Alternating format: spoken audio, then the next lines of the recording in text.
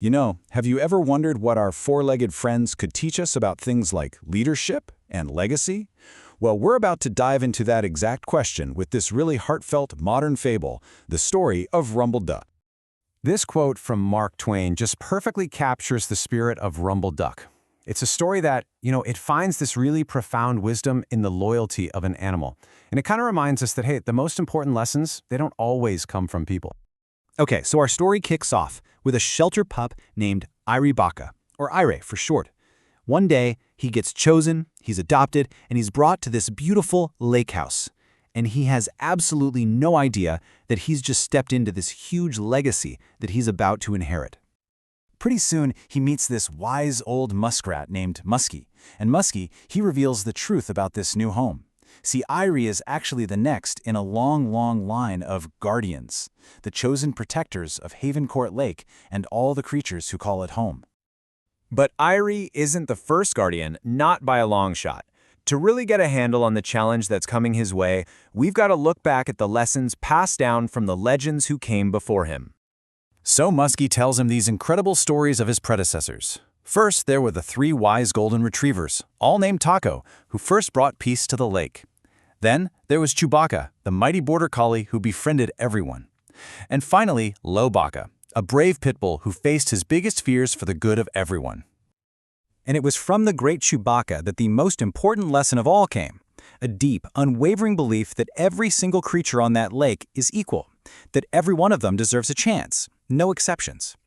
And boy, is that core principle put to the test, like immediately. Irie discovers this cruel, long-standing tradition among the lake's ducks, and it's something that just flies in the face of everything a guardian is supposed to stand for. So here's the deal. The duck's tradition is to banish any duckling born with white feathers. They're seen as outcasts, as inferior. It's this deep-seated prejudice, and Irie, he just refuses to accept it. It is not the guardian's way.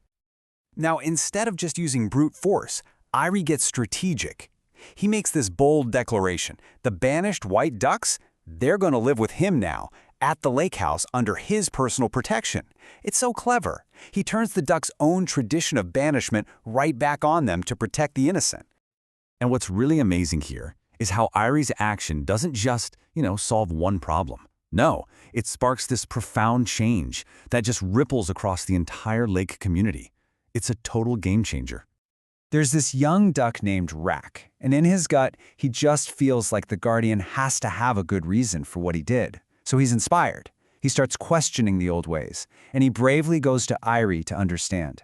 And through that conversation, Rack becomes a leader himself, spreading Irie's true message of equality.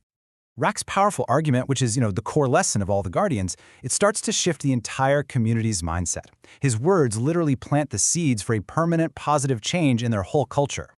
So the community faces its ultimate test when Irie has to leave for a trip. The old guard, they try to force their hateful ways back onto the lake. But this time an unlikely alliance forms to defend their new, inclusive way of life.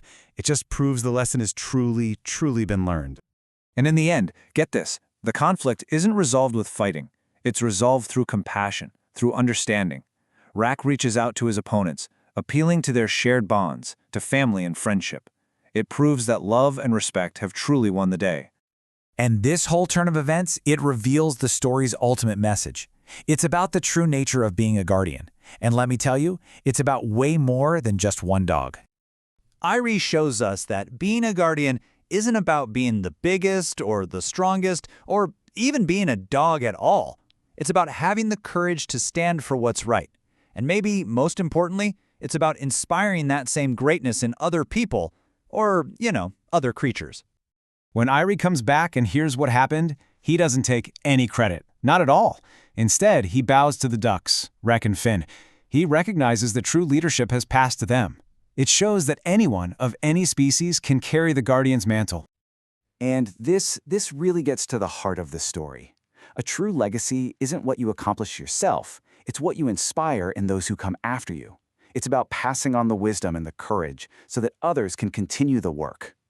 And here's the thing that brings it all home. The author notes that every single guardian in the story, from the tacos to Chewbacca to Irie himself, is inspired by one of his own real-life dogs.